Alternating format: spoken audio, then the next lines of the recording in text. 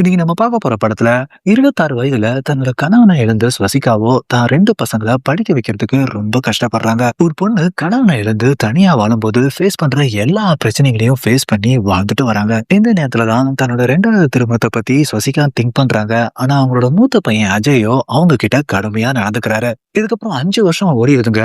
மூத்த பையன் அஜயோ படிப்பை முடிச்சிட்டு சொந்தமா பிசினஸ் பண்ணிக்கிட்டு இருக்காரு. அவங்களோட 2வது பையன் சக்தியோ காலேஜ்ல படிச்சிட்டு இருக்காரு. அடுத்து அஜய்க்கு கல்யாணம் பண்ணி வைக்கணும்னு ஸ்வசிகா முடிவு எடுக்கிறாங்க.